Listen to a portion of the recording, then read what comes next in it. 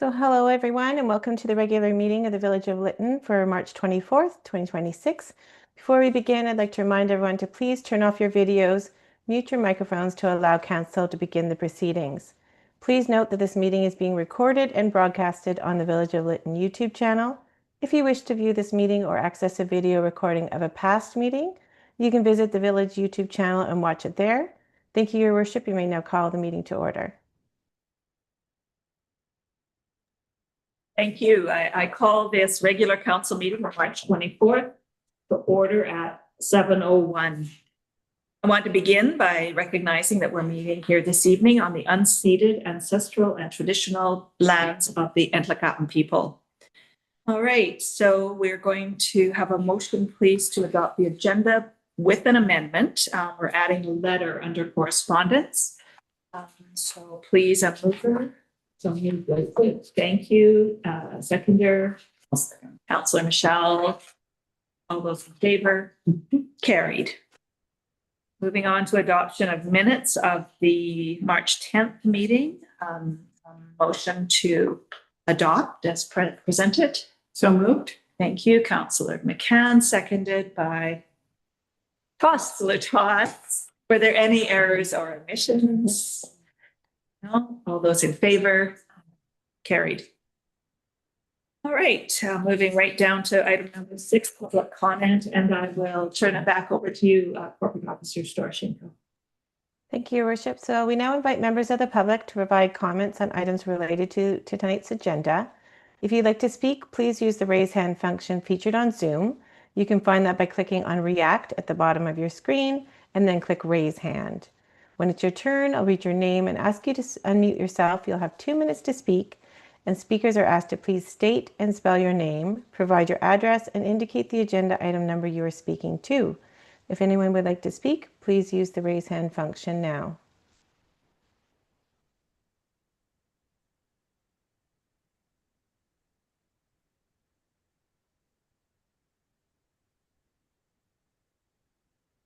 I'll call for a second time. If anyone wishes to speak, please use the raise hand function now.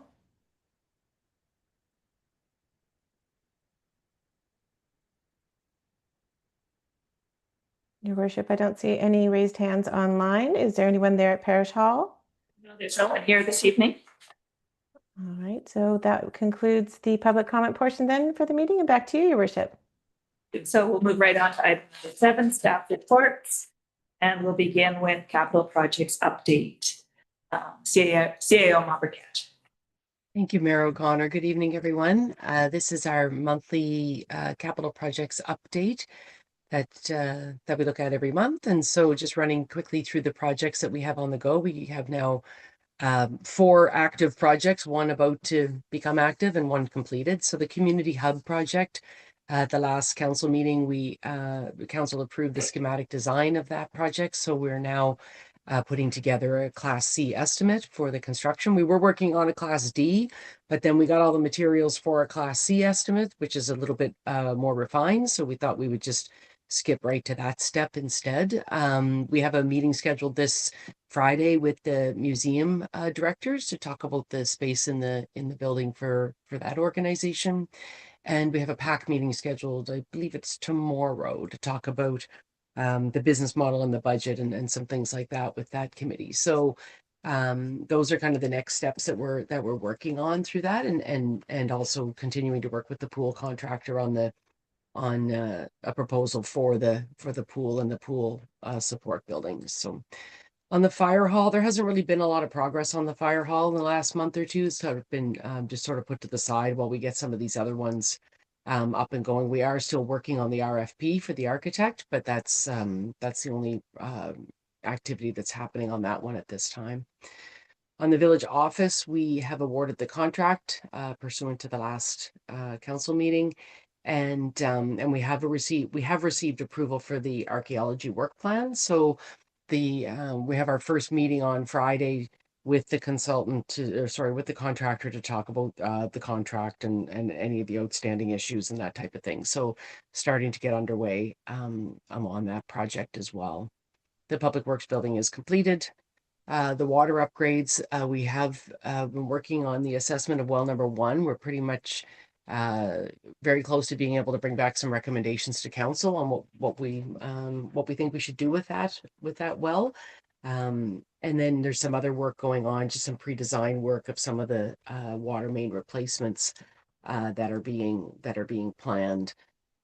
There's the other project that we've been working on that again is close to coming back for council approval is the water metering project for IR 17 and 18. So we've been looking at different options and where we can put them and that type of thing. And we're very close to having a bit of a project plan for that one as well. And then the sewer upgrades, as you're all aware, we have the large sewer project that's going to be starting within the next couple of weeks. It's going to start at the south end of town, sort of in the Center Lane and First area.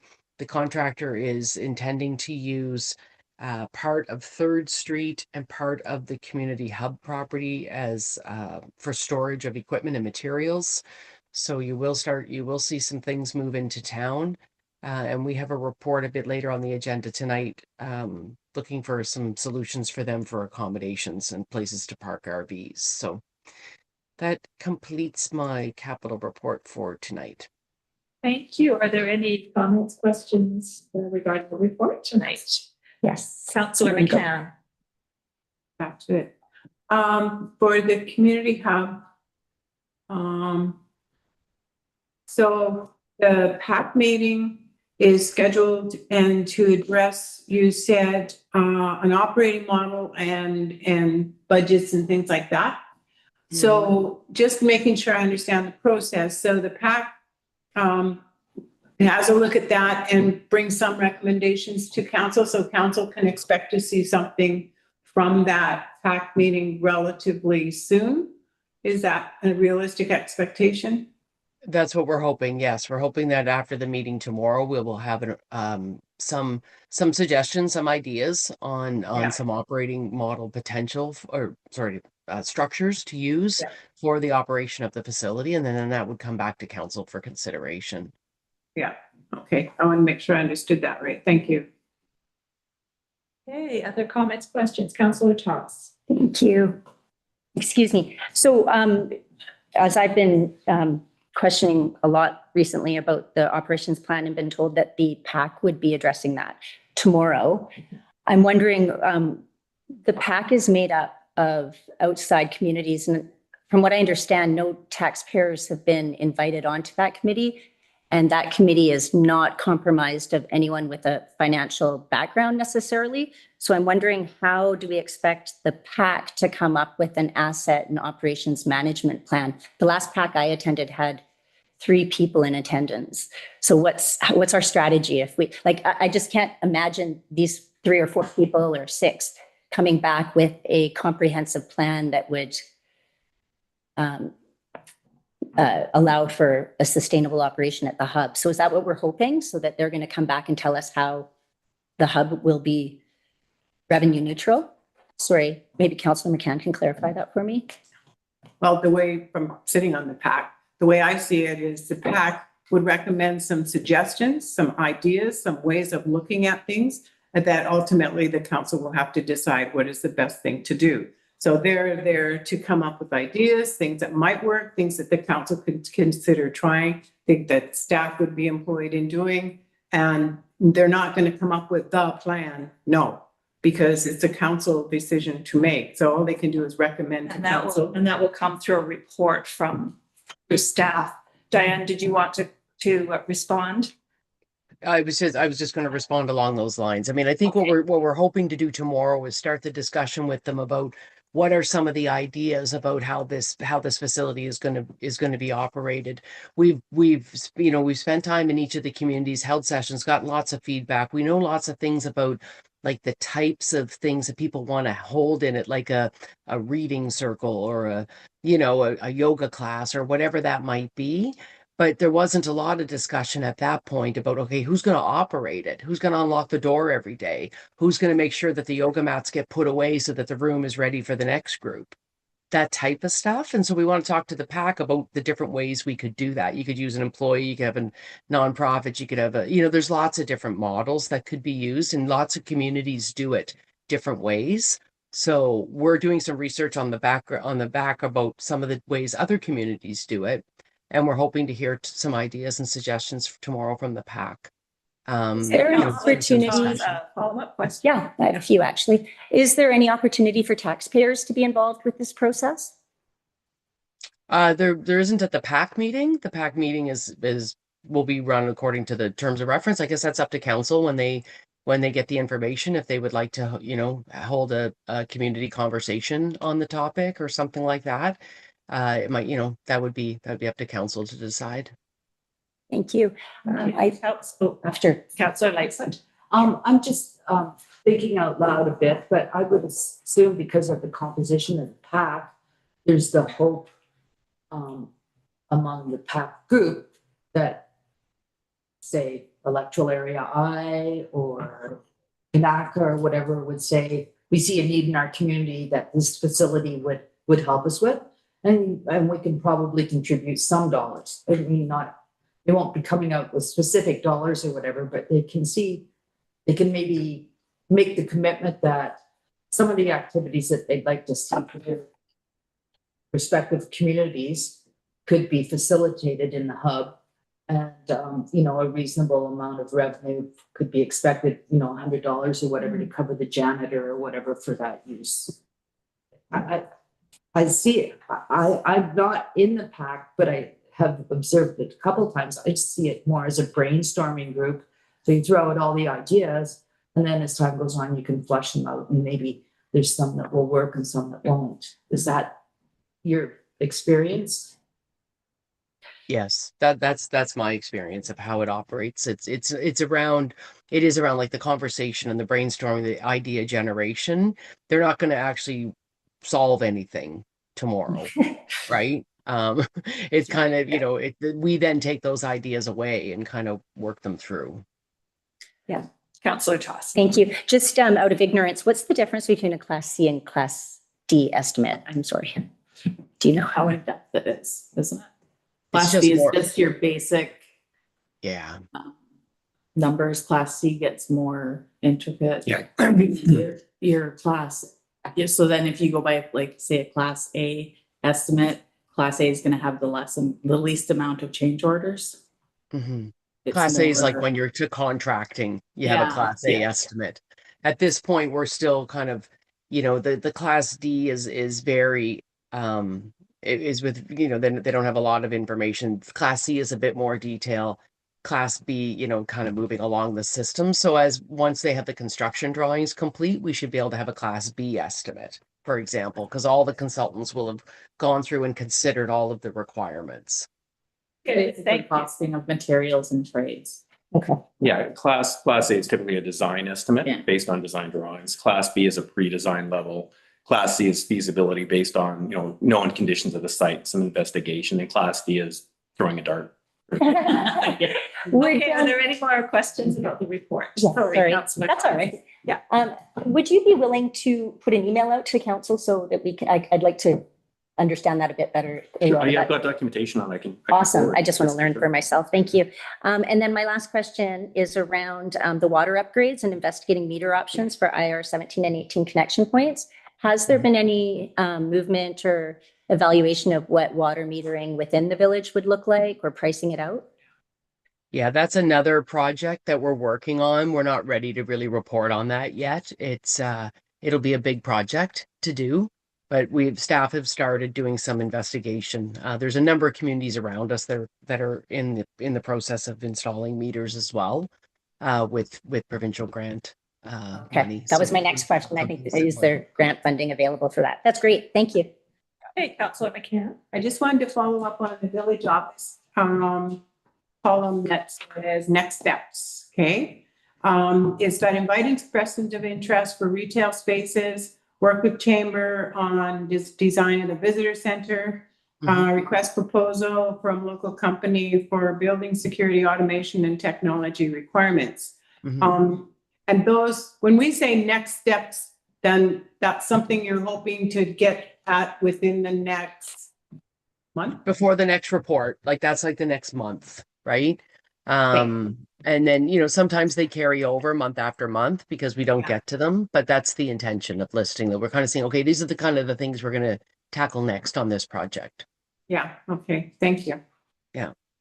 Hey. I understand that one can vote against something that's for information if it's seen like misleading, or if the council member feels that the optics would be that they've seen this and done nothing in the future. So on the basis that I don't think that the PAC meeting scheduled will actually address the operations plan for the hub effectively, I'm going to be voting against the receiving of this. All right. Any other questions, comments on the report? We need a motion to approve this report for information. So move Lightfoot. Thank you. Seconder. Thank you, Councillor Michelle. So if there's no other questions, all those in favor and opposed? You're in favor? Opposed. Opposed, sorry. That was quick. All right. I was ready for it. Toss opposed. All right. Thank you. That motion is carried. All right, we're going to move on to item number 7.12, which is the appointment of the chief election officer and deputy chief election officer. And I know we had something like this come to us already, so staff are going to explain. So Yeah, we did. Thank you, Mayor Connor. We did previously look at a resolution to appoint an election officer, but then then as the passage of time, another person who we had used before as the election officer, Shannon Story, has become available and has experience administering the election in the village of Lytton. So we thought, with discussion with myself and corporate officer Storoshenko, we decided that we thought it would be a better strategy to recommend that Shannon be appointed as the chief election officer, and Lisa as the deputy to assist her. Okay, and so it is a two-part recommended motion. Let's put that forward. I'll make the motion. Thank you, Councillor McCann, seconded by Councillor Toss. And are there any questions or comments regarding this? No, all those in favor? Aye. And that's carried. All right, moving on to the next item, which is apartment configurations community hub. Thank you, Mayor O'Connor. And this report is before council because we're looking for confirmation of the configuration of the apartments. And you may remember when the schematic design was brought forward to council at the beginning of March, or whatever. Yeah, getting my dates mixed up in my head. But anyway, the end of February. But we did, we did talk about the second floor apartments. I felt in a fairly general sense. And so I wanted to make sure before we gave instruction to the architects who will then instruct the consulting team, I wanted to make sure that council was comfortable with the configuration that was on there. So when you look at the schematic design that was presented, there were 3 2-bedroom apartments, there was 7 1-bedrooms and 1 studio. I don't see any of them marked as accessible. And so in order to ensure that that is provided, I'm recommending that we eliminate the studio apartment and allow the extra space to make one of the 1-bedroom apartments accessible, and go back with that direction to the architects. Okay, so we have a recommended motion, so let's put it forward. Councillor Lightfoot, and seconded by Second Councillor McCann. All right, any thoughts, comments, questions on this? Councillor Lightfoot. I think it's a great idea, and I thank staff for catching it before we had proceeded too far not to. Councillor Toss. Thank you. Just to be clear on I actually had a community member ask me about who was going to be, I realized that the interim housing fund is going to be paying to outfit these apartments, but I'm wondering about like walls, doors. Are those going to be provided? That's what the housing for essential services is for. The But, I mean, walls, is the doors, the toilets, the counters. Okay, so the Class C estimate for the hub Will that's not coming. include that. It will So not no include that. doors, no walls, nothing. I believe the mechanical will be in, the mechanical, the structural, the envelope, but anything interior will not be So- part of the. So no plumbing. Nope. not Okay. not part of GICB. And as yet, we don't have clarity on how it will be run. And we're going to be discussing that through the PAC and the hub discussions as we go forward. Is that right? Yeah, that's all part of the operation of the building. Well, I agree with Councillor Lightfoot that it's fantastic to have the accessible unit in there, and it's definitely consistent with our inclusive mandate. But because we do not have a operations and management plan for this project as yet, I'm going to be actually just abstaining from. Realize that's in the positive, but I feel hypocritical to vote in favor of this or against it at this point. Are there any other comments or questions? Councillor Lightfoot? I think the question before us, though, to be clear, is just whether to have an accessible 1-bedroom unit instead of a studio. So yeah, I still feel there's too many unknowns for me to really to vote. I don't have enough information. I'll call the question then. All those in favor? And that is carried. Now we What move. about opposed? You're going to record my vote? Well, you already said you were abstaining. Okay. But, Oh, abstaining, right. you Sorry. did say I did that. say that. Yes. Yes. Okay. Thank you. all right, so we'll move on to Chief Financial Officer's report. And we have the monthly reporting from for the province, which is we see every month come forward, but I will turn it over to you, Corporate Officer Storch. No, you're not. You are CIO. Sorry. Thank you, Mayor O'Connor. This is our monthly report back to the Emergency Management Climate Readiness BC for reimbursement of our costs related to recovery activities. The amounts are a little bit low this month. They were low to begin with, and then we've had to make some adjustments for the audit as we've been preparing the year-end work and finalizing with emergency management which costs are appropriate to be claimed under that grant and which costs aren't.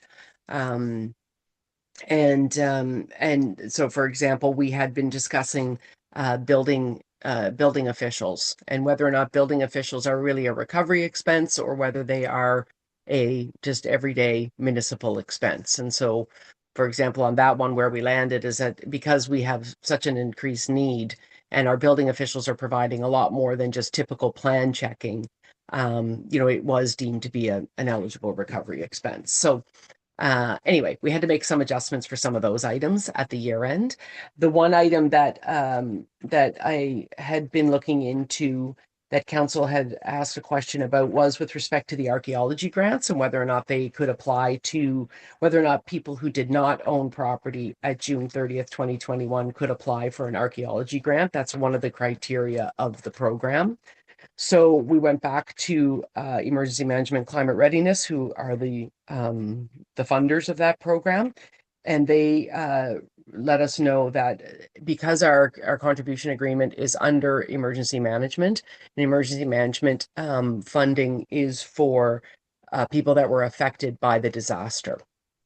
So that is the reasoning behind why that program does not extend to people who did not own property at June 30th. It's intended to look after the people that were directly impacted by the disaster, by the emergency. And so that is all that I have to say about that report for today. Okay, so let's put the motion forward. It's a two-part as typical for the monthly report. Councillor Lightfoot and seconded by Councillor McCann. Questions, comments, thoughts? Councillor McCann. Yeah, I'm looking at, it looks different this month. You added a whole bunch of stuff or something because it's way bigger. So you've got it separated out and it's got public works, basically $1 million, right? Mm-hmm. And then there's all these, under previous notes, there's all these minuses and then there's some that aren't minuses. And I'm looking at this and I'm thinking, does that mean this is money that was, and then it was, I don't know. I got really confused with it because the numbers were all over the place and then it miraculously added up to $1 million. So I just wondered if you could just have a look at that right now and just see, I don't see those minus signs on the other one. Why do I see them on this one? Yeah, I think the challenge is it looks to me like the formatting has gotten a little bit messed up. Those minus signs should be in the center of that column and just denote zero. The amount claimed this period is zero. Dash. Then we And have the also- previous invoices and we have the total. So in this case, because this one is fully claimed, the previous invoices and the total claimed are the same. Yeah. Oh, thank you. I don't know why, but that was just. Things are driving me crazy. misaligned. I understand what you're saying, Councillor McCann. It's not easy to read the way that it's come out. So we'll check that closer the next time to make sure that alignment is proper. And although it says Public Works budget, it's the Public Works building Yeah. budget. Yeah. Yeah. Yeah. All right, any other questions, comments, Councillor Toss? Thank you. I just didn't recognize some of the names. What's EMCO? EMCO. That's a for- water sewer supplier in Kamloops. Oh, okay. And I recognize those guys. And is there, I have two questions. The EMCR contribution for only people that were impacted by the fire. Do we have any, I know we haven't put it on the table or anything, but is there a reserve that we could potentially pull from to offer non-burnouts the same archaeology grant that burnouts have? The reason I'm asking is because of the reluctance for people to invest with the unknowns of archaeology. So it's impacting our economic development potential. So is there somewhere that we could pull from? And then if there was an appetite on council, perhaps bring it to the table? So I wonder I if mean, that could be council could just put that into their regular budget if they wished. Obviously, you wouldn't be able to offer it to any businesses, right? Because we're not allowed to provide assistance to business in any way. So it would not be available to a commercial enterprise. But if council wanted to authorize that as a use of taxpayer dollars, then they could do that. I was just going to say that's maybe something that could be brought to council or budget rather than as discussion as part of our report to the province. Well, Diane did bring up CAO Momberket did bring up the EMCR contribution aspect. So I just wanted clarity on that. So if you were saying that we could choose then to pull it out of our own budgets, are you talking about the recovery budget or our operational budget? Or we could, I guess, like, would the recovery budget have other areas that we could pull from? No, because it is all funded under that emergency That one management EMCR bucket. grant. Okay. Yeah. I have one other question around, because it does have something to do with the financing in the province. In the Office of the Auditor General's report, they mentioned that there was an audit done in 2023. Provincial audit. I don't remember that. What happened there? Was it a firm that came in? Can you refresh my memory? I'm sorry. Yeah, EMCR hired a financial services firm. I can't remember the name of it. It was just like an individual who spent about 3 months looking at all the contracts and all the invoices and all the payments that we made, and then wrote a report for EMCR. It was primarily focused on the first grant that EMCR had provided for the remediation and the debris removal. Okay. And is it appropriate to ask about some clarification of some things that came out in the Office of the Attorney General's that come around the monthly reporting? Or should we save that for another discussion? I wonder if we save it. Yeah. Okay. Yeah. Are there any other questions, comments on the Momberket's report? Thank you. Okay, I'll call the question then. All those in favor? Opposed? I'm going to go in favor. I'm sorry. Okay. Yeah. And that is carried. All right, we will move on to the 5-year financial plan. Thank you, We do Mayor have a O'Connor. motion. We do have a recommended motion here. So move toss. Thank you, and seconded by Councillor Michelle. All right, we'll we have a presentation. Thank you. We're just going to go through a couple of the numbers on slides here because there's a couple of different charts in the report, and I just wanted to make sure it was clear what each chart contained and what people were looking at. So just to remind you, in terms of our budgeting process, we're about halfway through in terms of the items that we need to do. So we started off with our budget direction, and then we had our community engagement session and some opportunity for public comment.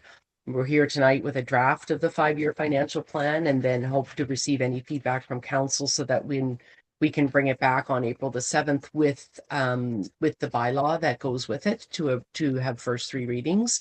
By April the 7th, we should have the final assessment roll from BC Assessment, which is needed in order to calculate the taxes the tax rates. And so then on April 7th, we would have the first 3 readings of the financial plan. On April the 21st, we would adopt the financial plan and do the first 3 readings of the tax rate bylaw, and the final adoption of that on May the 12th, ahead of our May 15th deadline. So that's kind of the plan, and we're moving through. Next slide, Lisa. So in terms of the 5-year financial plan, we approached it the same way we have in the past, where we kind of we looked hard at the 2026 budget, which is the current year that we're setting tax rates for. And then we looked at the 27 to 2030 numbers, made some adjustments for sort of a cost of living, or like an average inflation increase across some of the expenses, and adjusted the tax revenue number in order to make it balance. So we didn't do any work on tax rates or anything at a detailed level. We just sort of approached it so that it comes to 0, which the financial plan is required to do. So looking at the revenue side is fairly straightforward. We have the property taxes that we collect. We have provincial grant monies, and this is primarily, as we've discussed in the past, this is our small communities grant, and then any other provincial grants that we've received that we're going to spend during the year. So in 2026, that includes the money that we received for the OCP project from the provincial government. We've received it a couple of years ago, but we're going to spend it this year, so it goes into revenue. We also have some funding in there for some collaboration with First Nation communities on emergency management planning. So that's another project that we'll be bringing forward for council's consideration. We have our municipal affairs recovery grant, and this is the one that we've had since the fire. The 2.1 million, 700,000 a year. Now it's 1,050 a year. This is a big help and helps to fund a lot of the general operations of the village. We're in the final year of this grant for 2026. We have sale of services, water, sewer, permit fees, and any fire rescue recoveries, anything like that goes into sale of services. Miscellaneous is in this case really interest revenue, but it might include other things as well. But these budget numbers are the interest on the unspent balances that we have sitting in our accounts, and then of course insurance proceeds. And the amount that's in insurance proceeds is set to match the amount that we expect to spend during the year replacing insurance items. So this is this is the fire department and the public works department continuing to replace. And in 2026, it's anticipated that they will finish replacing what they lost in the fire. Well, they'll spend the money. They may not have replaced everything, but they will have finished spending the insurance proceeds. So that's kind of where they're going to be at. Next slide, please, Lisa. This expenses slide it's a little bit confusing because there's a couple of different things that get added together. And so this includes our regular core expenses. It includes our additional recovery related expenses that are covered by that municipal affairs grant.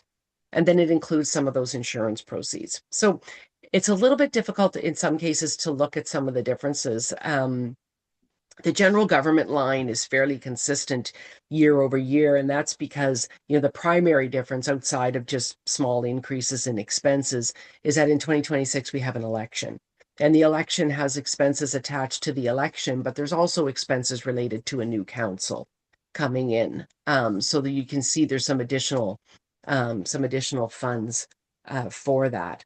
With something like protective services, I did notice I made a mistake in my report, and I said I made some comment that it's consistent. It's not consistent at all, and the reason why it's not consistent is because of recovery items. So in 2025, included in protective services budget is $60,000 for the TNRD building services. That's the one I just referred to in the last report that EMCR has agreed to fund out of the recovery funding. So it's no longer included in the 2026 budget. That's why you see a big drop between those two. There's also more included in 2025 for insurance replacements than there is in 2026 in the protective services area. Development services, we have in 2025, that was the grant writer position that we didn't fill. Instead, we hired Carolyn. And in 2026, we have budgeted our planning assistant and some time for the director of development to spend on the OCP. That's all covered by recovery funding. The public works department, same thing. The additional expenses in 2026 include an operations manager on a 9-month contract. It includes some additional insurance items that were going to be replaced. Those are funded outside of the typical core budget. Parks and Rec doesn't change much, just a little bit of money as we work through some of the parks. We'll be coming back to council with a more comprehensive report on some of the work that needs to be undertaken in the parks. But this is just for small items like cleaning up and replacing a garbage can lid or whatever needs to happen. The water services and the sewer services, both of these have been fluctuating over the last couple of years as we kind of get a handle on how much time the people on the team are spending in each of these functions.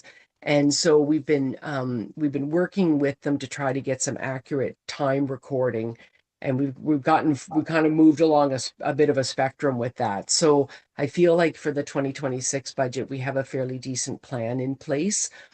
There are additional costs in both water and sewer that are funded by the recovery budget, primarily because of our senior wastewater operator that we have continued to have on contract to assist us, paid for out of the recovery funding. So the next slide shows the core budget without any of the recovery expenses. So this is just the kind of the regular village budget.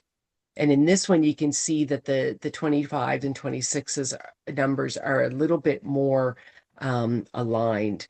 The only thing that's throwing this off is there's still the insurance expenditures in these numbers for 2026, which may or may not be in the 2025 actuals. In the case of Public Works, there wasn't any purchases in 2025. So we see an additional amount included in 2026 for insurance related items. And the water services and the sewer services, I think we've got stronger numbers there than maybe we've had in the past, because we've got the labor side of it. We've done a lot of additional work on that to try to get those numbers accurate.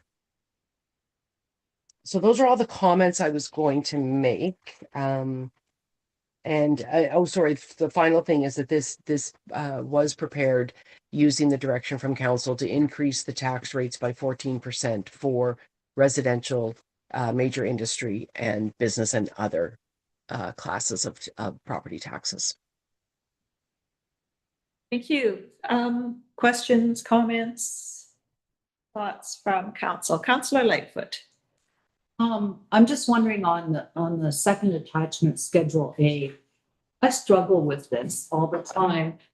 Could you give us some Amortization? I know I'm sorry. historically that municipalities have failed to use that depreciation in capital asset as part of their financial, and 5-10 years ago or whatever, it became imperative that it be shown. So when I'm looking at the 5-year financial plan, the revenue spending, in particular in 27, That's the only year that I see at the bottom, there's actually, like, can you explain the brackets to add deduct at the very bottom of the financial plan balance? Yes, I can Yes. I can explain that. Yeah. So so the top portion of the schedule, so this is the Schedule A that's part of the bylaw. That's why it's been included in today's package. It's just kind of separated out on its own, but this is the, kind of the main schedule for the bylaw. So the top of the schedule that starts with the words core budget, that includes the ordinary revenue and expenses of the municipality. So all the way down to you have, the revenue, you have the village operations. Then there is this requirement for this accounting number called amortization, which is intended to reflect the use of your capital assets over time. That's what it does. So we have to deduct that as an expense, but we don't pay out any cash for that. That's just an accounting entry. Everything else that we do involves cash in for revenue and cash out for expenses. But amortization doesn't affect any cash at all because it's just an accounting thing. So when you get down to the bottom, we add it back because if you were a municipality that was really targeting to be at zero in your bank account at the end of the year, you could spend you don't need to put money aside for that amortization because you don't have to pay cash out for it. So once we deduct it off to get our revenue over expenses, again, that's an accounting thing. Then we add the amortization back on. Now, what's not reflected in here, though, would be the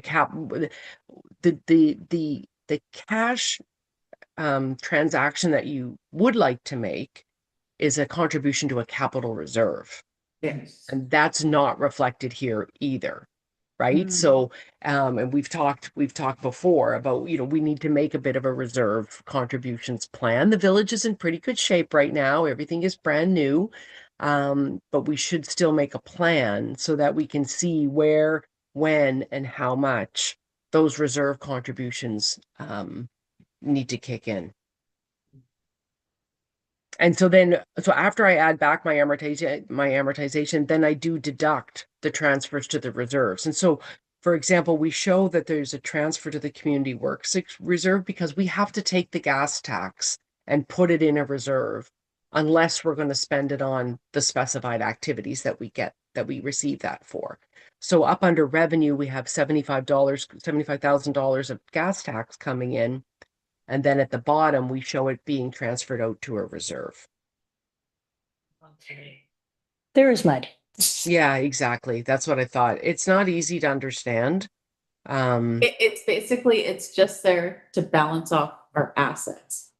So on our balance sheet, it shows $1 million workshop for the public works, but it's not, we have to depreciate it. So that's what the amortization, It's like a capital, depreciation. Right. So, but it has to balance. gotcha.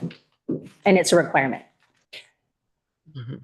So does the bottom line, the total deductions, does that reflect Deficit. our financial position? I think it'd be better to look. At the end of the day, the total deductions, what I would look at is the transfer to from general reserve, because that's at the end of the day, that's what is left over that where we either have excess money, like in 2025, we're going to transfer 311,000 into the general reserve. But in 2027, we're going to draw down 110,000 of that. So we're short 110,000 in 2027, as an example. Thank you. Councillor Toss. As you might have noticed, thank you, Mayor O'Connor.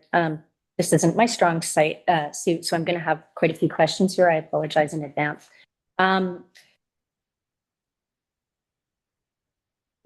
before I go there, before I have questions, CAO Mumbercat, on page 29 of 61 of our agenda, there's a couple paragraphs here that you didn't discuss in the presentation, but it is in the agenda. And it is about the financial plan, in most cases 20. So we talked about the 14% tax increase for this year. And then the property tax budget has been increased by 30% in 2027, 20% in 2028, 10% in 2029, and also in 2030. Just to be clear, is this the first time, this report is the first time this council's seen those numbers? Is that right? That's the balance we have to provide. I understand that, but this is the Yeah, first no. time we've seen those numbers to balance. Done every year. We've looked at 30%? Yeah. I've never, okay. Yeah. We've looked at this every year, and I did make the comment that we've prepared this the same way we have prepared it in other years. So if you look back at the last number of years, the property tax number has always been inflated much larger than the current year that we were looking at in those later years in order to balance the budget. Is that our plan then, to actually increase it by 30%? We're still working on it.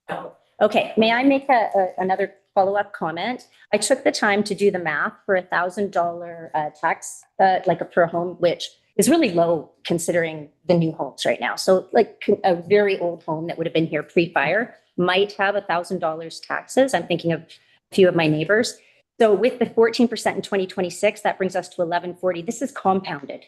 So the 30% is on the 1140, not on the 1000, which brings us to 1482. Then 20% brings us 1778. 2029 brings us to 1956. In 2030, with the last 10% increase, we're looking at a tax bill of $2,151.87 for $1,000 in 2026 tax bill. It's more than doubled. Does that include what we collect from who? The TNRD, RCMP, school taxes? No, those are Minnesota. Our budget only includes our money. We're looking at that we're- roughly twice that without our community buildings being built yet and discussing those operation costs. Mhm. Thank you. So remember, the 30% that was a placeholder, it'll be up to council to make that decision. We still have what the to balance the percentage is. budget. But it's literally to balance. It shows zeros at the bottom. Yeah, and that's a problem. Councillor Lightfoot. But it says right in the overview that the increased taxes will come from a combination of additional and increased assessments and tax rate increases. Correct. So if we get, wouldn't it be wonderful if we got 10 houses and 2 businesses built in the next year or whatever, that assessment would take up that whole amount that we're looking to increase. So there may be no increase on the existing people. I take a dip. Yeah. We have a chance to grow our community so that taxes can stay low. Other comments? Councillor Toss. Another question on page 27 of 61 of this report. It has government transfers, budget for 2026, small communities grant for OCP, EMCR grant for First Nations consultation. I'm wondering how much came from EMCR for that First Nations consultation and how was it spent?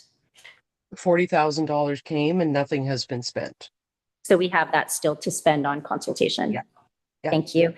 And then I also feel that the 10,000 or around 10,000 going forward for the 5-year plan for Parks and Rec is woefully low considering the work that needs to be done in Parks and Rec. I think that water fountain that my notice of motion was approved might just take that up right there. So I don't know if that's an appropriate number for budgeting.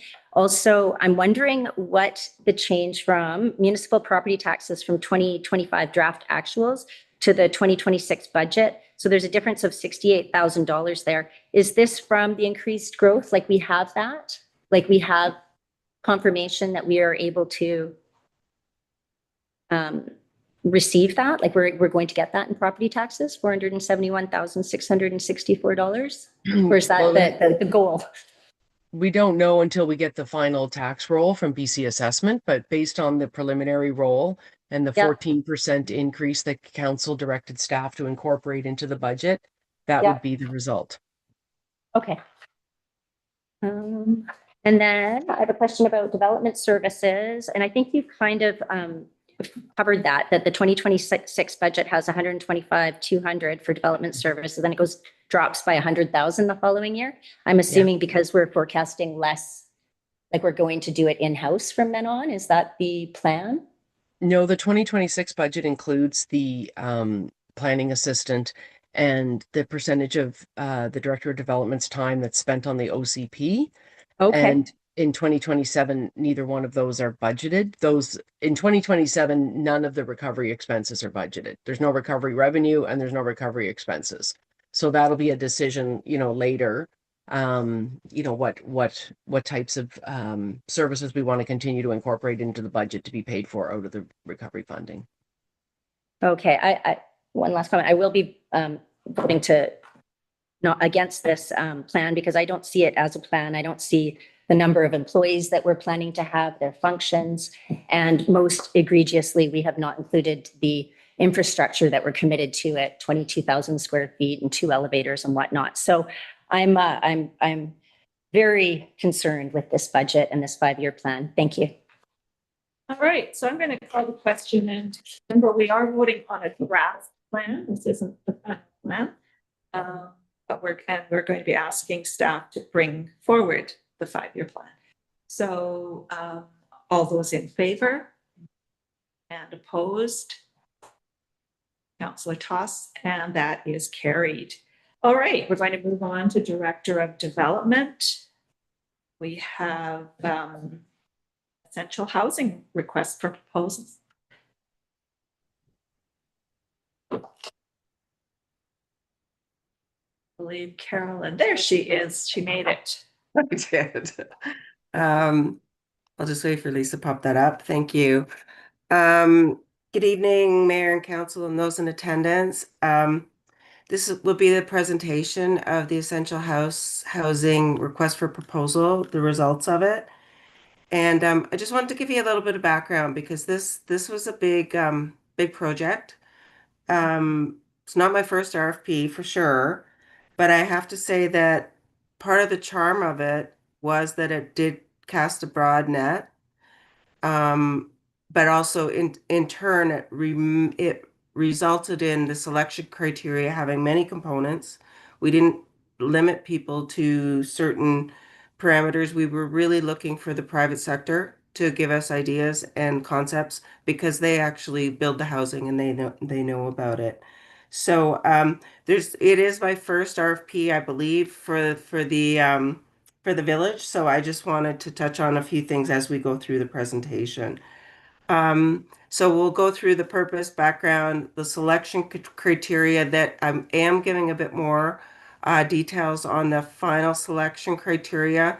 It's quite complex, but it really, I'm confident in where we went with it because I think we got a good, solid proponents bringing forward. And then also recognize that we are not selecting tonight. You are actually basically reviewing the process that staff followed, and then we will go back and negotiate a contract, which is the first recommendation. So next slide, please, Lisa. So as I mentioned, it's really an overview of the essential housing request, and that we recommend that staff initiate contract discussions with the 2 proponents. On October 28th, 25, you directed us to prepare for consideration a request for proposal to document for the construction of 3 units of village-owned property, notably 500 Fraser, 455 Fraser, and it's actually the 7th Street Road end next to 665 Station Road. And then explore legal considerations, financing, and ongoing management costs related to the RFP process and ongoing ownership of the units. So again, that is what you directed us. The second bullet is not what is being brought forward to you today. So on December 1st, we issued the RFP, which is standard with the village process on those 3 lots. We received 23 proposals with over 60 different designs. So next slide. The intent was threefold. So one is to provide rental housing in accordance with the interim housing strategy for permanent full-time essential service.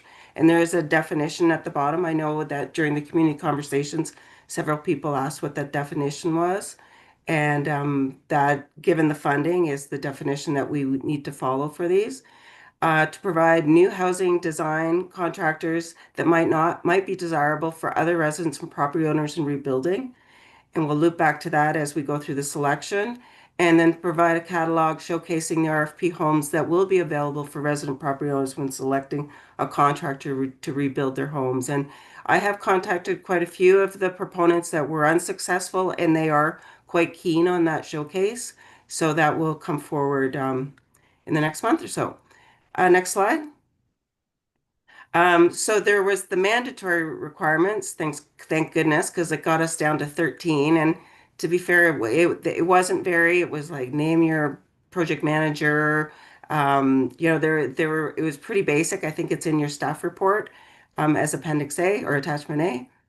And then started the evaluation criteria. And what this did was we got to get a sense of what 3 houses would cost. And because of that, we realized that we would be over the cost that was allocated as a portion of the Essential Housing Fund. So only 500 Fraser and the 7th Street Road End or 665 Station will proceed through that. And we did not consider proponents at a price per square foot exceeding $400. We had to draw a line there.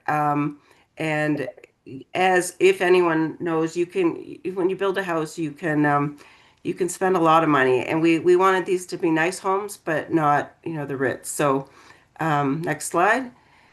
The other that made it really challenging, and again, part of the creativity of the proposal was to embrace all forms of construction, design build, design modular, tiny homes, and modulars, more traditional modulars like you see LFN. So that was a challenge. So because as you can probably even tell from the pictures, they all bring with them benefits and often also different specs. So what we then did was we added this price and spec evaluation because it wasn't apples and apples.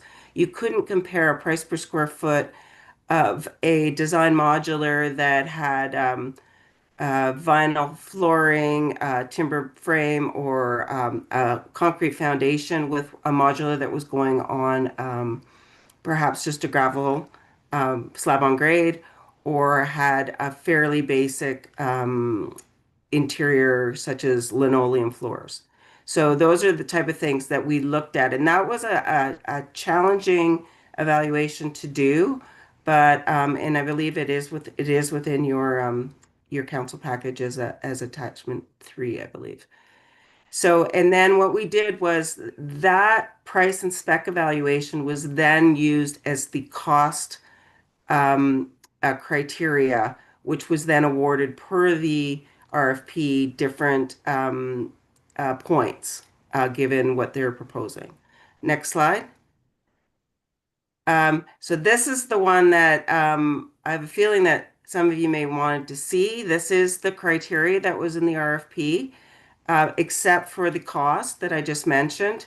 And you can see where everyone ended up. I didn't put all the names, but if you want to know the 2 that were in the recommendation, they were D Building C, so the far right column, and D Modular, which is Design Modular, which is in the center. So you can see they all fared pretty well in that stage. Probably the Design Modular did the best. I probably should have my glasses on. But there was definitely, everybody was very close. Next slide. But this is where, so when we looked at pricing, and this was in accordance with, so the best competitive price got 25 points, and then as first, second, third, fourth, there was 5 points left over, or less. So if you were the top, you had the lowest price per square feet with the design specs. You get 25 points, and then it went down from there.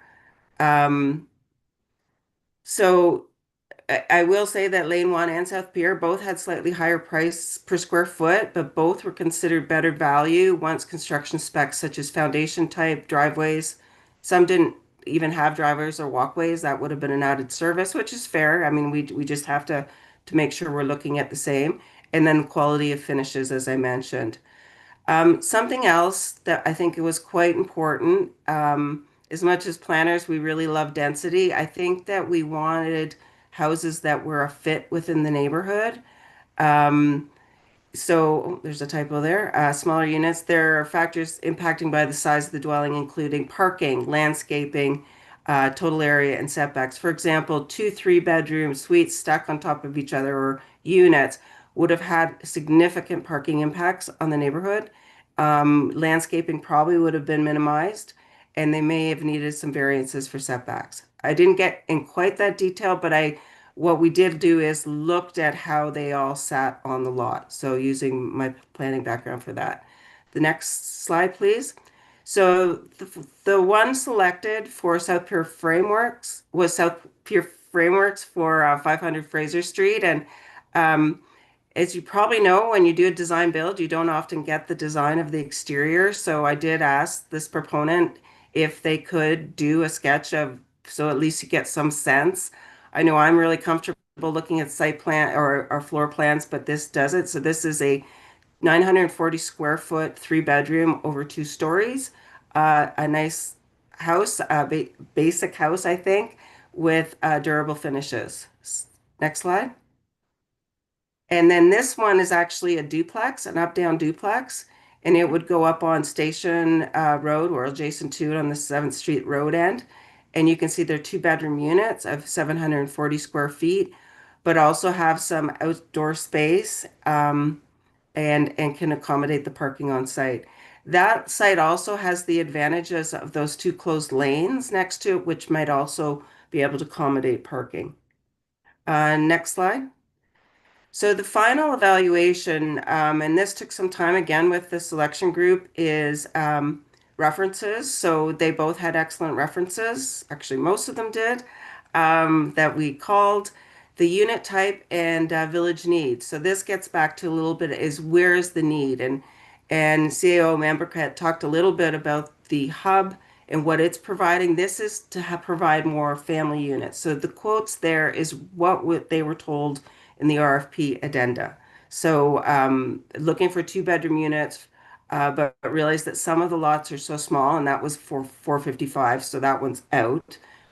Fraser. This is the case. We'd look at 1 bedroom studio, but I'll ignore that, sorry. A 2 bedroom unit on each of the 3 lots and additional units or bedrooms would be a bonus. So the 500 Fraser is doing 3 bedrooms, and the one up on the road end would be two-bedroom units. So we felt that that is going to get us 3 really good units for permanent employees, essential workers in the community. So the other was we did go back to them because I believe many of them submitted thinking that they would get all 3 homes. So we did ask them if there would be a cost increase. Most of them did. Lane 1 did not. And South Pier indicated a 5% premium to do 1 home.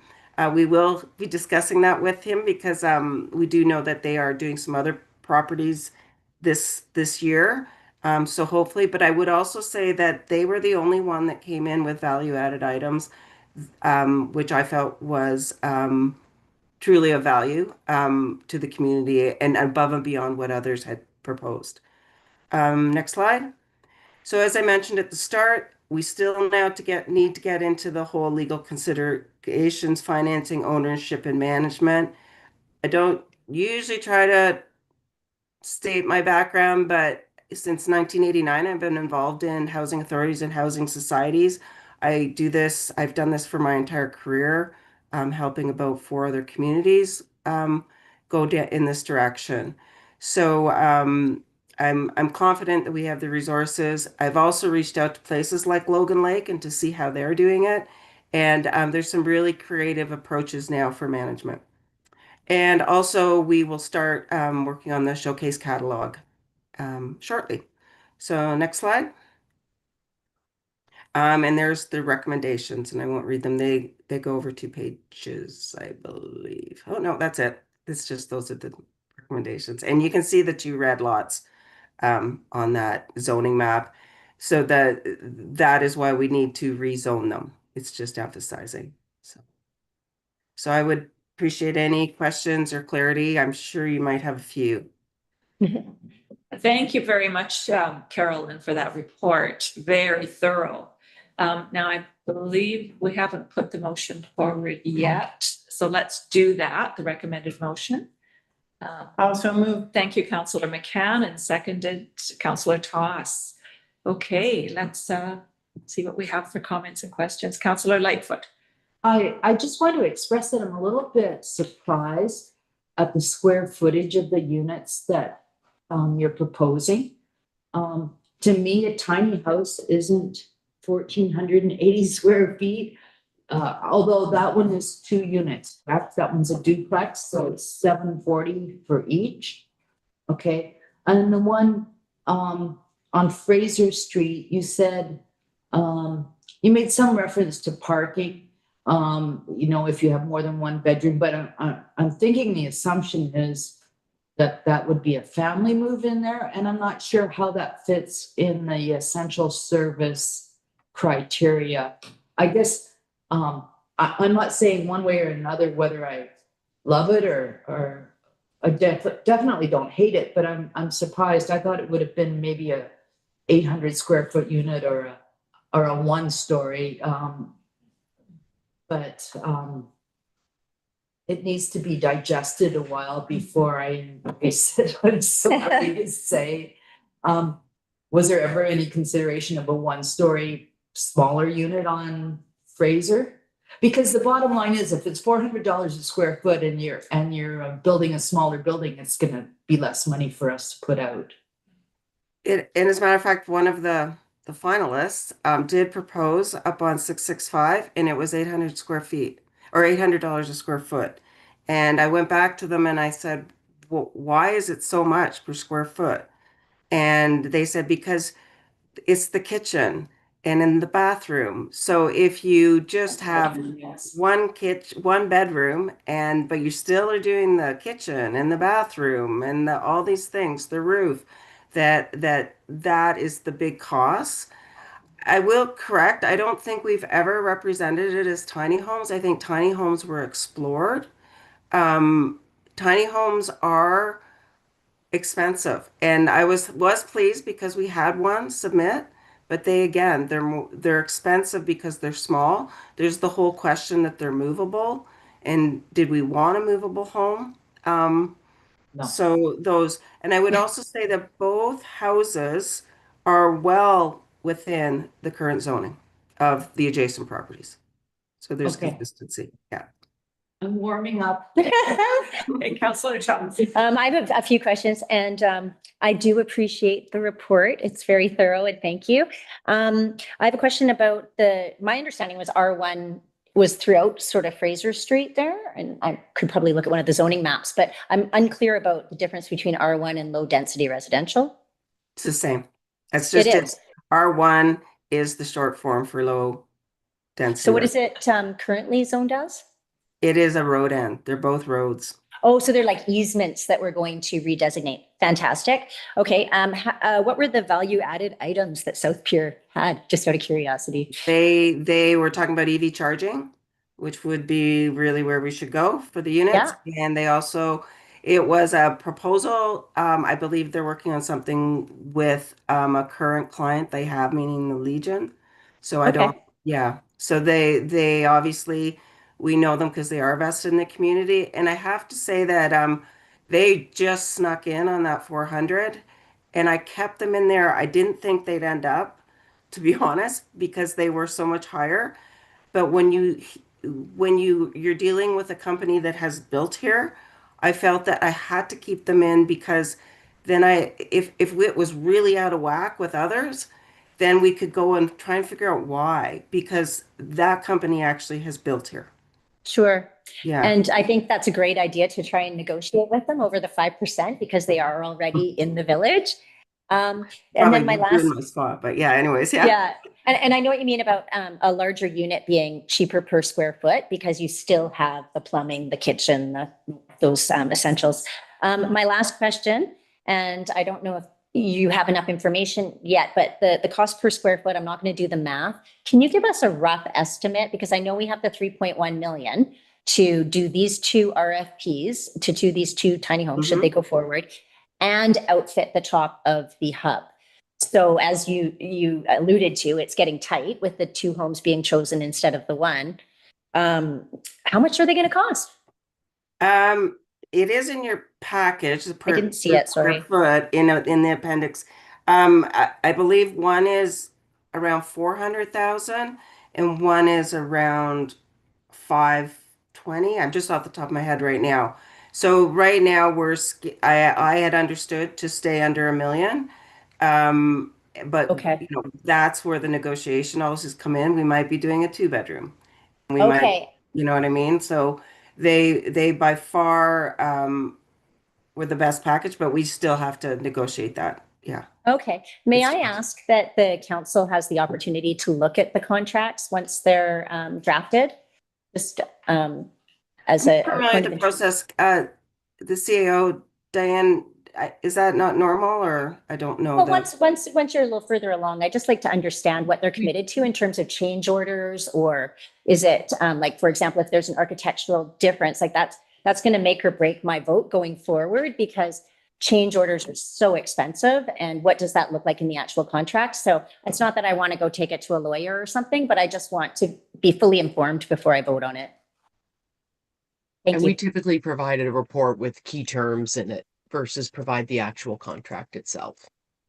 If I were to request it, would it be available to me? Okay. If I were to request it, CAO Mumbercat, would I have that available to me in the future? Let's take that offline. We'll talk about that. Certainly. Thank you. Okay. Are there any others? Oh, Councillor, yeah. I had a couple of things that I noticed when I went through. One was in the criteria, I didn't notice obviously anything about fire resiliency, and I didn't notice anything about net zero or that kind of thing.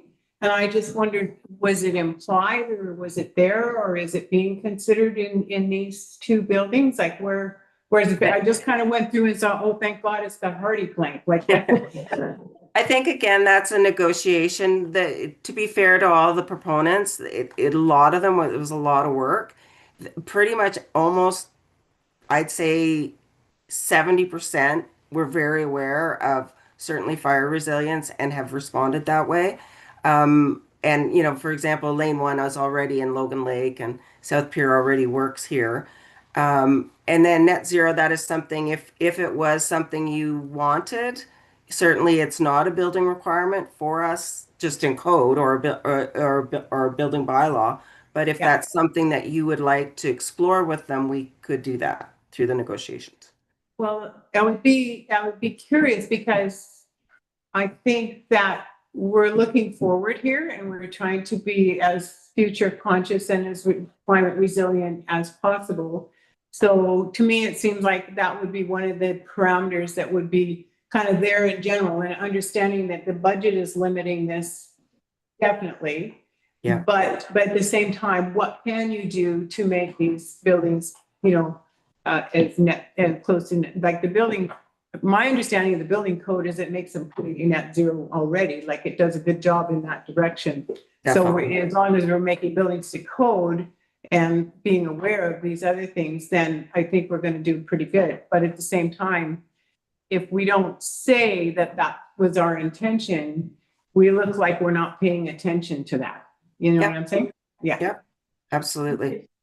And you are correct. The new BC Building Code does address a lot of that.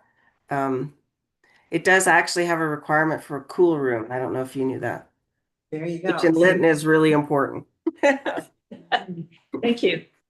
Councillor Lightfoot, did you have your hand up? I did, and I'm just curious, you posed a few questions about the strategy for managing it in long term, but that's a conversation for another day. Okay. And following Councillor McCann's comment, I would assume heat pumps and whatever are part of regular construction these days. Is that correct? I know the one I just did does. Yeah. Okay. Yeah. And they're amazing. I have to admit, they are amazing. Yeah, thank you. Well, Okay. I will definitely take that through in negotiations. As I said, we dug on some really important big cost things, but anything that's code, we kind of let them do it. But yeah, we will dig deep now. So that's good points. Just to be clear about something. So to be clear, this doesn't commit us to the build. It commits us to approaching these two proponents and negotiating, and then it'll come back to council. And at that point, we can even further negotiate, say like someone comes up with an idea on how the configuration of the house or whatever have you, there is room for change going forward. Yeah, and think about if you were building a house and you kind of look through who you want, what type of house you want and what type you want. So we've done that. And we've sort of they helped us flush this out on their dime, which was great. And then now we can sit down with them and we might learn from something else, but we believe that they generally have everything going for them. And now we're going to talk specifics. Definitely the lane one has done this a lot and they're modular, so they're not as flexible, but certainly the design build is, but also we need to control costs. So yeah, so it's like building your own home. Like we're gonna have all the same concerns and all the same requirements, warranties, all of that. Modular versus stick build has different warranties. Yeah. I like them. Okay, thank you. If there are no other comments or questions, I'll call the question then. All those in favor of this recommendation? Didn't think I was gonna be, but here we are. That's carried. Okay, thank you, Carolyn. And now we'll move on to recreational vehicle use for temporary housing. And it's over to you again. Housing day, yeah. So as mentioned, we're looking at recreation vehicle use for temporary housing. And again, this comes out of the interim housing report. So in specific, I'm introducing zoning amendments and the designation of temporary use permits. Oh, look, I left a subheading text up there. But so the purpose is to introduce two zoning amendment bylaws required to advance the opportunities to accommodate temporary housing for residents and construction workers, and request support for council of preparing a temporary use permit application for small recreational vehicle park to located on the south end of 45 South River Road, which is Hobo Hollow, which will also require amending the village's lease on adjacent lands owned by the CNR. So next slide. So this one again comes out of the interim strategy, and we were to come back to look at legal considerations, private interest partnerships, title leases, timing, operations, facility design, servicing standards, a lot there. To amend the zoning bylaw to permit recreational vehicles that have a current building permit, consider temporary use permits on residential properties to accommodate multiple RVs, and to develop an RV park for short-term workforce, then to transition to a department and permanent RV park. So next slide. So permit recreational vehicles with a building permit, and I believe that you did explore this, or council did explore this, maybe about a year and a half ago, and there was some concern about whether we should allow recreational vehicles, particularly in inclement weather or just weather conditions, and whether they were built for permanent housing. We did work with going through the definitions and legal counsel, and we have a definition of recreational vehicle we're bringing in and recommending that it be permitted in RR, R1, R2, C1, that should be C2, highway commercial, and C3 service commercial, subject to the conditions noted. So next slide. So this is not uncommon. As a matter of fact, I did draw on what the TNRD has done recently with RV use, and also most of the communities I've worked as a planner before have allowed this. So you're allowed to be connected to in accordance with municipal service requirements for water and sanitary connections. But keep in mind that those connections and the temporary use of residential use um, will cease no later than 30 days following the receipt of a permanent dwelling receiving final approval of building permits. So if you can't, basically we need to prevent people from living in their RV while their house is already done and has its final occupancy or or final approval of the building permit. It be maintained to accommodate removal on short notice with the mobility or apparatus still operational, meaning it's still an RV. Not have any structure or aftermarket enclosures or awnings attached to the RV. Not be used for nightly commercial accommodation other than the property owner or the contractors working to fulfill the building permit. Be located within the defined setbacks of the zoning bylaw. Have proof of current tire and trailer insurance as required, so that it can fulfill that other one, and provide a safety declaration which ensures compliance with standard safety regulations, including functional smoke and carbon monoxide alarms. And that would just be attached to the permit when they were given that. And I did attach an example as an attachment. The next one is, so now that if you're building a house, you could live in your RV while you're building your house, or your crew could live in an RV while you're building your house. Next is to designate temporary use permit areas. This was a bit of a challenge because there was some history with a rescinding of the temporary use. So this would permit whether temporary uses are permitted in the village right now, and they are. But we just wanted to clean things up a bit. We did speak to the province quite a bit about this and legal counsel just to make sure that we're doing things properly. So in 2023, you may recall that council suspended the guidelines within the OCP for temporary commercial and industrial permit areas. And those are the precursors in the Local Government Act to the TUP. So what happened was the map was designating the TUPs, or the at that time TCIPs, was never recovered, and the TCIP guidelines are no longer consistent with the recent provincial legislation governing the TUPs. So what we decided was to get rid of the suspension to make it clear. We didn't want people down the road to use this as some sort of uncertainty, but that we wanted to be clear that the village, with the new conditions and permit approval, that TUPs would be permitted. Next slide. So in the Local Government Act, you can designate temporary use permits either in your zoning bylaw or in your OCP. I personally, or professionally, I guess I should say, I think TUPs should be in your zoning because they deal with land use, and often people aren't looking through an OCP. The added confusion is that we are redoing our official community plan right now, and perhaps we could bring that back later, but right now, let's just get it going in the zoning bylaw. So the legislation allows us to put that condition in the zoning. And also, you've already provided through your development approval procedures bylaw that was adopted in 2023 on how those temporary use permits are dealt with in a processing. So that's a good thing. We've got that done. So all we have to do is designate it in the zoning bylaw. Sorry, next slide. I'm sure that might be a bit confusing. So the next one is, and this is consistent again with the interim housing, is how are we going to house particularly the village's workforce, who then will compete with other businesses and residents rebuilding its workforce trying to find housing. So we're currently reviewing the potential for a small recreational vehicle cluster, and I'm going to call that, and I know our village engineer likes the term beta, and I think that's a good term. So really just try it out, see how it goes. Right now, staff is not recommending a permanent use there. We want to do this through a temporary use permit rather than a permanent rezoning.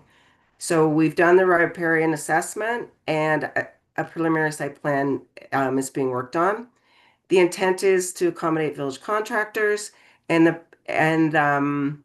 but yet because it's zone P1, it does not permit the RV use. So the village needs to follow its own rules, and we would initiate a TUP application, and then staff would recommend conditions moving forward.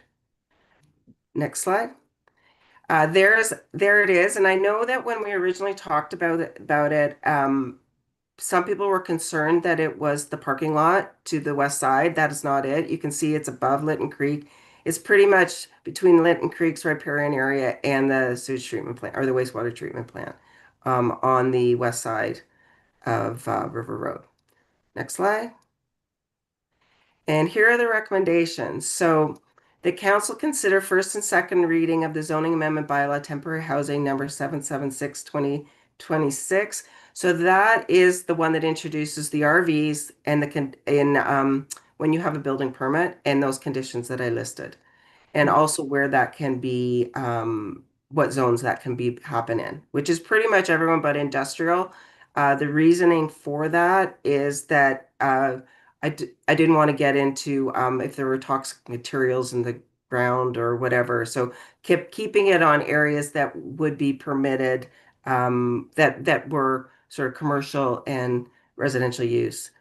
The other one is to rescind that previous resolution 23079. That was somewhat confusing.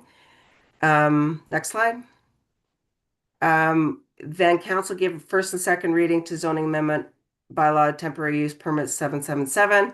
Sorry, this is, yeah, so this really is just designating that the village now will allow temporary use permits in the municipality since you suspended it previously.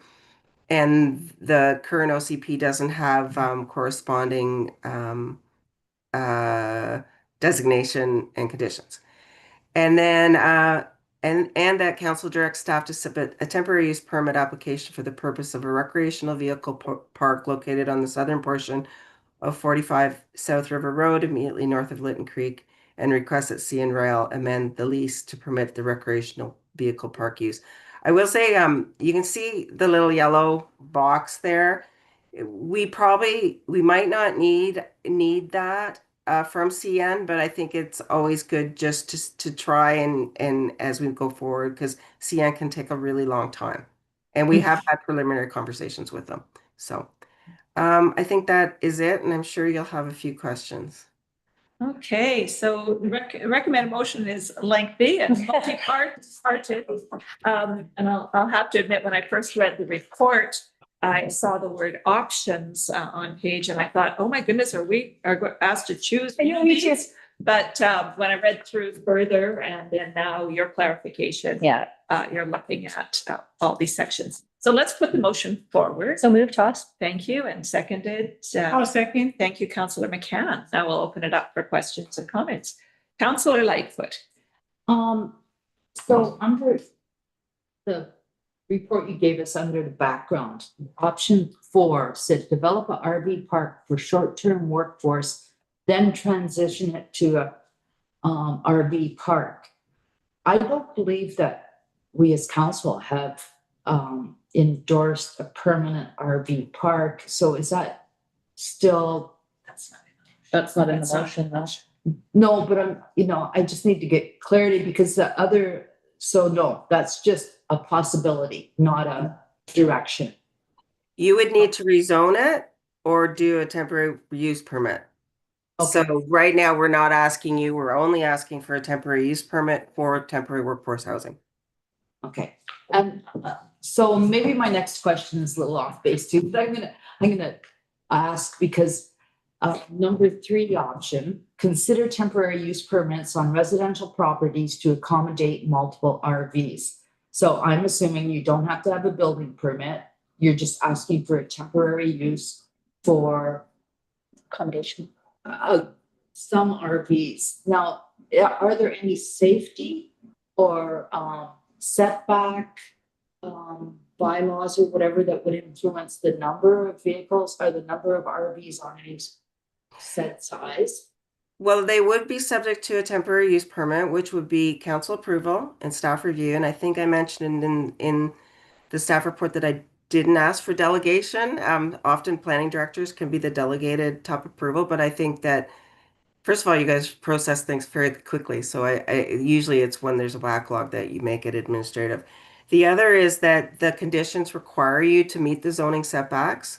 And it also, it doesn't limit the number because I didn't know what lot was particular, but they need to meet the zoning. And which includes coverage. So remember 50% is coverage and setbacks and all of that. I had another point, but maybe it'll come to me. I just have a little more to that question and then I'll pass it on. The other thing is if there's multiple units on that property, would the utilities be billed per unit? I'm just thinking ahead, you know, if we've got 4 users on a double lot or whatever, should we be getting 4 water and sewers from that site, or would it just be the owner's one? Just something to consider as we move ahead, I think. I was gonna say it's an excellent question, and I can see Daryl sitting right there. But we would, when we get the application for a temporary use permit, it would be referred to the village engineer, and they would set down. But I'm certain that if you had comment right now, it's always good to know what you guys are thinking on that as well. Okay.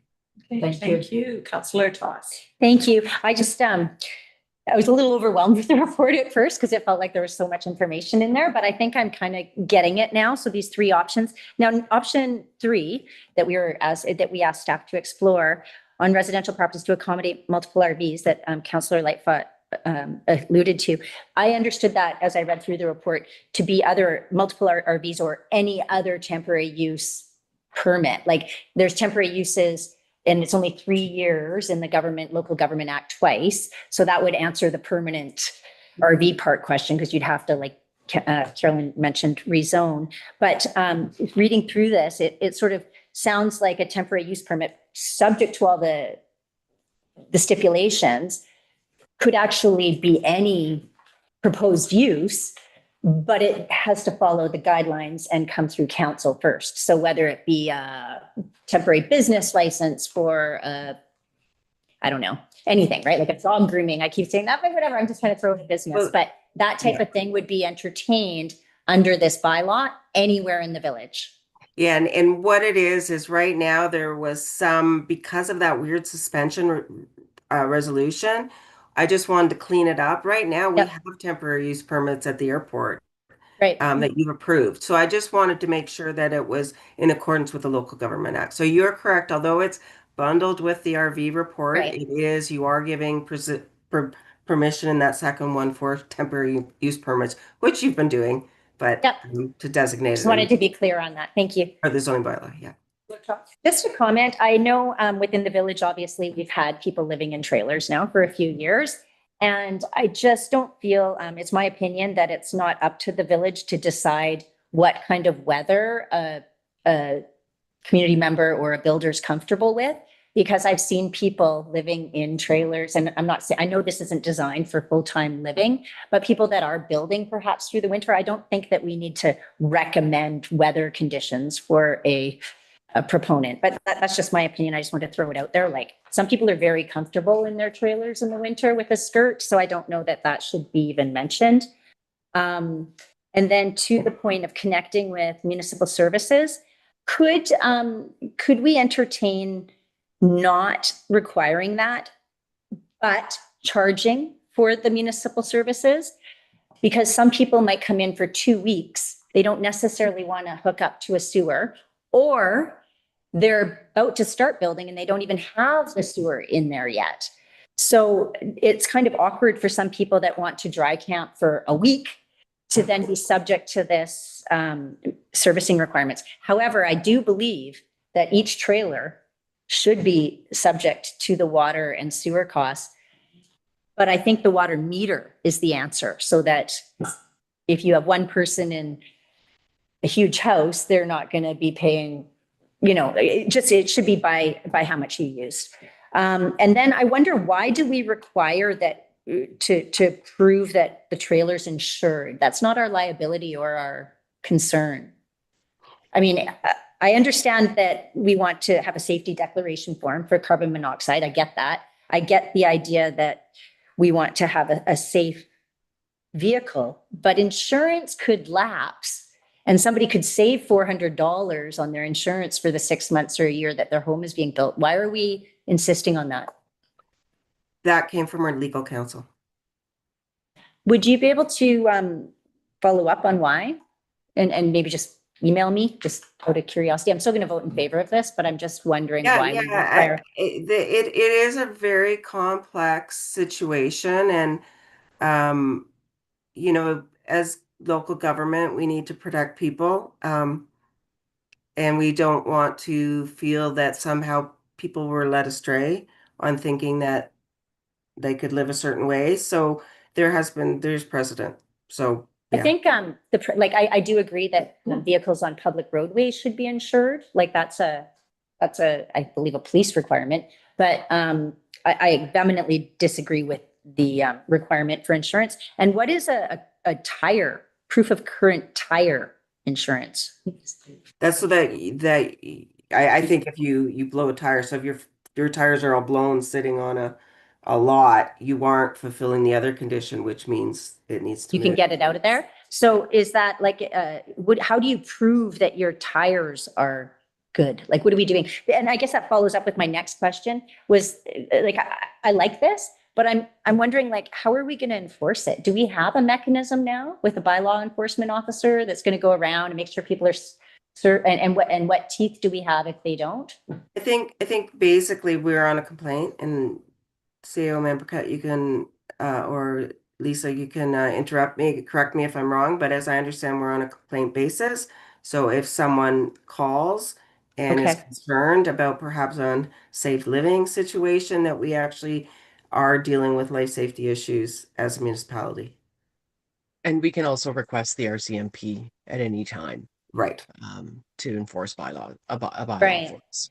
May I ask the council if anybody here would have the appetite for a friendly amendment to take out the servicing requirements and replace it with paying for services? So you don't have to use them, but if you have an RV on the lot, you still pay for those services, whether you are or not using them. Is that something that would interest people? Because I don't think that most builders will necessarily have the sewer connections there when they start building.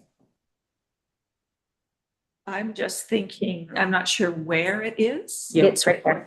Yeah. No, but that's in the report. But So that's just a report for information. Mm-mm. So where is? Sorry. Where? I think it's in the bylaw. Yeah, okay. It That's is. what Do you want I to see it there? I've got a copy. Bylaw. That's not the bylaw, right? The bylaw includes the following conditions. But where in the bylaw is it? Which It's- bylaw?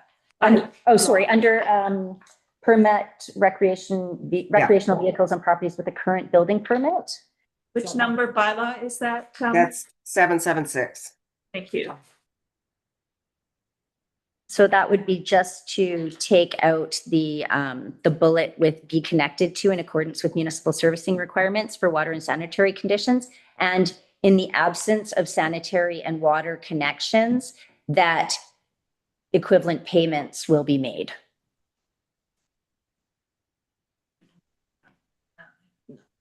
I don't understand what you're asking, because I'm saying that if somebody, remove be connected to and in coordinates, you want to say that you don't want these things to be connected to municipal services? Is that what you said? I'm saying if I get a building permit and I've got my lot right now, and I'm about to start building in, I'm starting to put my foundation in and my water lines. Yeah. They might not be ready to put an RV on. Like as you're building, you don't necessarily have a sewer outtake yet. And the IC chamber, it took me about 8 months into my build before I had an IC chamber of my personal home to even accommodate an RV. So it doesn't help a builder necessarily to say that you have to be and I realize it's complaint based and who's really going to care, but for somebody that's building, they're not going to have access to municipal water and sewer until they start building. But then what if they want it later? They're going to have it because your house will need it. Well, you may need it for cement, you may need it for fire suppression, you may need it for just, washing tools as you. Absolutely, but it doesn't come right away. Take it out. I'm sorry, I don't get that. Why do you want to take that bullet out of there? Because I don't think it's going to be, I don't think that not every property owner, when they get a building permit, will be set up for water and sanitary connections when they start to build. So the builder comes in, they start laying the foundation. They don't put in plumbing yet. They must have this, they must do this, that's what this is. I think if you got an RV on your property, you should be paying water and sewer regardless of whether or not you're hooked up within this bylaw. That would be my recommendation. Oh, thank you. Can I ask staff to explain what this means? Me too. And Daryl, I'm gonna refer to you in a sec. What we're concerned about is sewage primarily and non-potable water, and particularly if people don't empty their sanitary. And then, but there could be, and I can see your point, Councillor Thoss, is that maybe I will defer to Daryl, but is there an option to say, or as approved by the municipal engineer, or, but you know what I mean? I do worry that about the sanitary, that's all. Before we refer that to Daryl, I just want to point out that for the last 3-4 years, with people living in RVs a lot, aside from one property, I don't know that there's been any issues with dry camping or sewer problems, or I don't know if any council knows anything different, but I haven't seen any sewer effluent except for people coming into town and taking, dumping into our facilities. But I don't see any abuse of that. So anyway, sorry, Daryl. Yeah, I don't really see an issue with charging, just charging your regular rates for water and sewer. You're not going to have a connection. There's going to be pump out costs of the RVs that somebody's going to have to take care of, so that they're already going to have to take that cost. So I don't know if you want to burden them unnecessarily with additional charges on a temporary basis. Exactly. Like when the Mennonites were staying in town, they did that. They actually used what did you call it? The pump out system. And that worked quite effectively. So I'm still confused. I'll admit it. Go ahead, Councillor. I'm going to join you Lightfoot. on the confusion train. Yeah. Because if you've got a building permit, at some point in the near future, you're going to want to connect your water and sewer. So I don't think it's a hardship that you have the connection made. If we're talking about the other temporary use where we have a majority, several, let's say RVs on a lot, I would assume someone is managing that property. I would assume that it's probably the owner of the property that says, yeah, you can park here for 2 weeks and I'll get this for it or whatever. So the utility, at least for the initial service, would be charged to the owner of the property. So water and sewer would be charged to that property, even though there's no permanent house. If they've got a temporary use to allow recreational vehicles in there, and they're renting out that space or renting out a vehicle on that space, I think it's incumbent that they have good sanitary and water hookups. So, I think what Councillor Toss is getting at, so when you're camping in your RV, you've got a sewer hose and you've got an outlet somewhere. Yeah. So most lots are only gonna have one, right? So, but I mean, we've got the local LFN deb that goes around and pumps the truck. So this is saying that if you're in a lot, you have to be connected, which I don't think you should have to be connected, but you should have to sign something and say, yes, I will. I won't just pull my black tank and let it run. That's what the issue is letting it just run. pull out to the storm sewer and putting Or, in the yeah. drainage Yeah. mechanism. So if I understand it, it's if you have a temporary use permit, it's saying you're using that lot for a temporary, This is the building bylaw one, not the temporary use one. sorry, I'm mixed up. So this is when you have a building permit. Yeah. That's why I You can think park, like okay, Councillor sorry, I Helen said saying that temporary. is like you only have one outlet. Like when you are building your house, if somebody wanted to stay on your property, you might not be prepared with water and sewer by the time, like the people that you're housing are building the water and sewer. Yeah. So it would just make sense to not make it a recommendation. But if you are going to, get pumped out or live on the property so that we can maybe get some income and, and keep our water and sewer viable, we should be charging for them whether or not they are using it because they have the ability to use it. Yeah, I see. As long as they're paying for it, I think that's I mean, I remember hoses hooked up to pipe stands, for example. Right? Yeah. Right? We don't want to see that happening and not paying for a service, So I'll ask again, would people be amenable to that friendly amendment to the bylaw? And if Daryl or Carolyn or Diane have any reason why that hasn't been mentioned, that we shouldn't do that? And then replace it with the cost, right? Is that what we're hoping for? That you still pay for the services regardless of whether you're hooked up or not?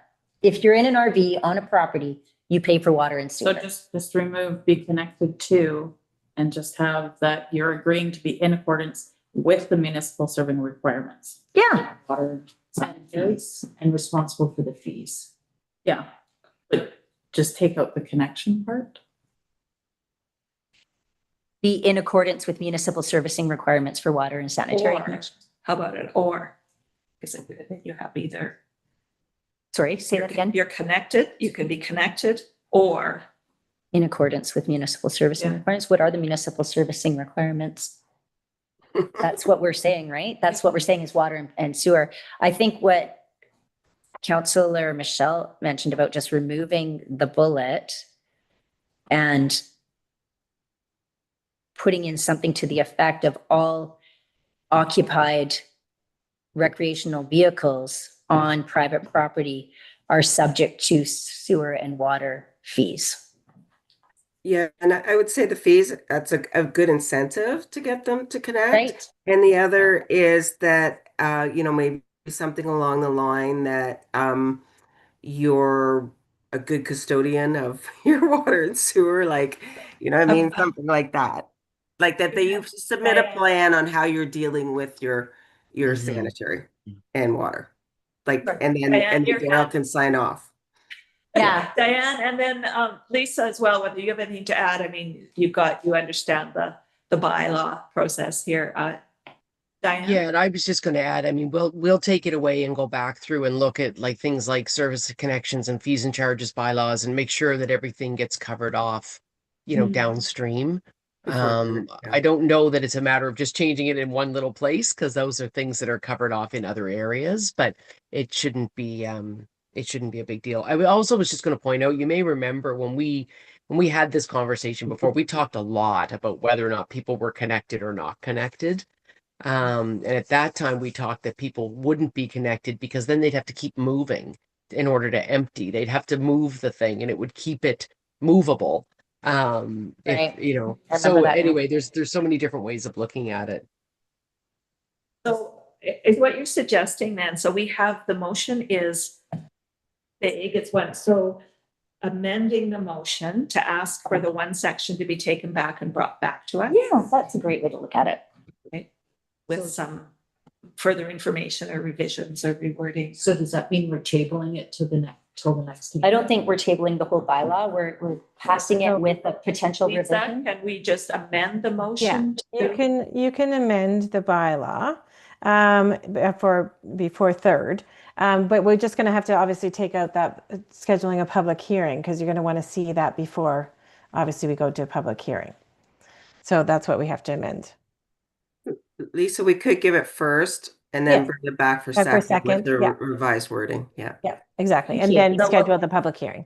So we'll amend it. That first bullet is that the council consider giving first reading of zoning amendment.